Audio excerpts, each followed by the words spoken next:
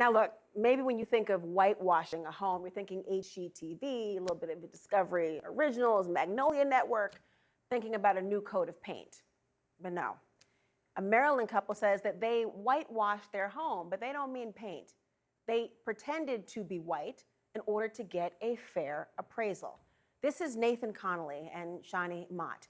They're both professors, by the way, at Johns Hopkins University who live in a wealthy neighborhood. They're suing an appraiser and a mortgage lender who initially appraised their home at $472,000. The couple said that was well below the conservative estimate, and they were denied even a mortgage refinance. So they decided to get a second appraisal. But this time, they took down all of their family photos, and they had a white colleague show their own home. And guess what happened this time around? The value shot up to $750,000. For those of you doing math at home, that's nearly $300,000 in difference. And this is not an isolated incident. It also happened to this black couple in California. Oh, and to a black homeowner in Indianapolis. I want to bring in someone who is accountable on the issue of racial bias in housing. It's part of a new segment we're calling The Conversation, where we go beyond the headlines, we go beyond the sound bites, and we dig deeper into the very real issues. Marcia Fudge is Secretary of the Department of Housing and Urban Development, and she joins me here tonight. Madam Secretary, welcome. I'm really glad you're here. Thank you. Thank you. It's my pleasure to be with you.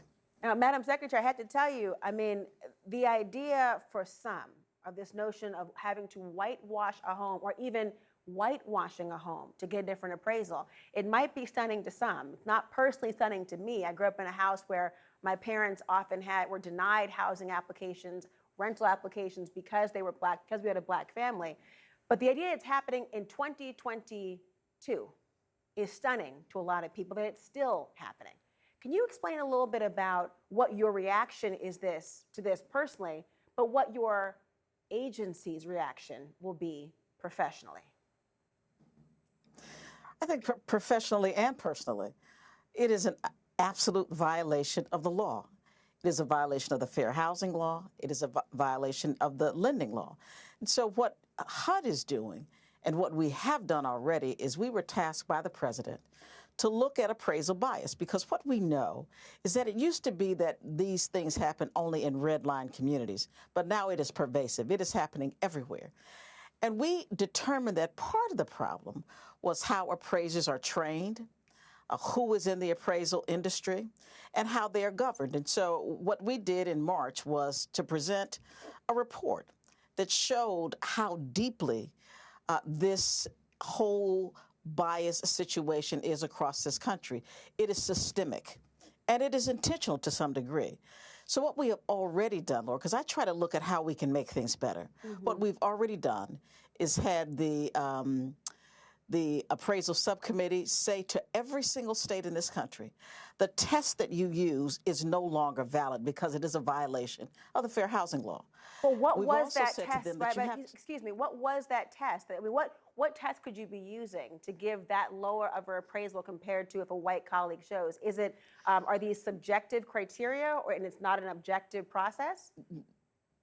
No, the test was to become an appraiser. That's the test I'm talking about. Okay. But what we have looked at is how data is collected. That's part of the problem. It's the data. So they collect data, and the data is not what it should be. They then use the data in a way that it should not be used. And so they come up with these biased appraisals.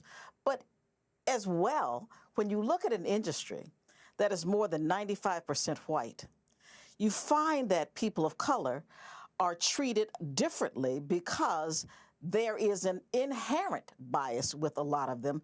And because they collect the data is not good data.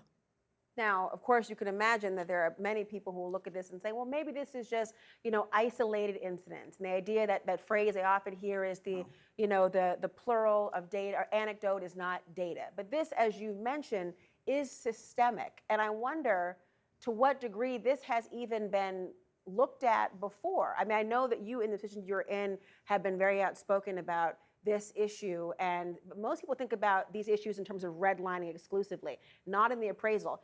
is this a novel conversation that's happening right now in this administration that hasn't happened before, or there hasn't been the political will prior to now?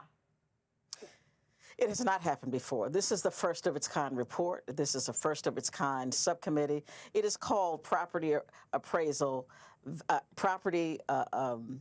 Appraisal Valuation Equity. What the president has said is that we have to look at everything through a lens of equity. And so what we have realized is that people selling homes, just as the persons you were talking about, and even people buying homes, if their appraisal is not correct, what we find, especially as Black people and communities of color and underserved communities, is we lose great wealth just through the appraisal process.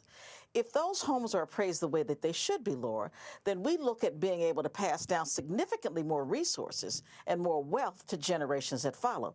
But if we are constantly undervaluing communities of color, either because they are communities of color or that the person themselves is in a community that they don't think that we should be in, then we consistently lose wealth in our communities. And that's why this is so important from an equity situation.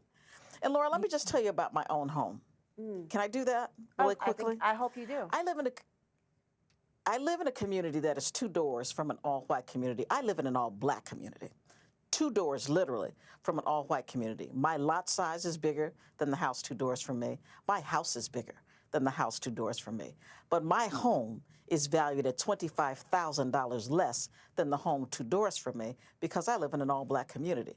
So not only does it happen everywhere, it is personal to me. Because we have to find ways to create the kind of wealth that our communities deserve. And if we are constantly being discriminated against, and that is really what this is, we can call it bias if you want, but it is systemic racism, and it is built within most federal agencies and those agencies that we oversee. So we're tackling it. We are now advising first-time home buyers on their rights if they get low appraisals. We are doing it to people who sell properties. We are going to train all of the appraisers through fair housing and lending laws. We're going to make sure that the data is collected properly, and we're going to make sure that the right people have the data. That's our goal, at least in the short term. And in the long term, I hope that equity will be achieved. Secretary Fudge, thank you so much.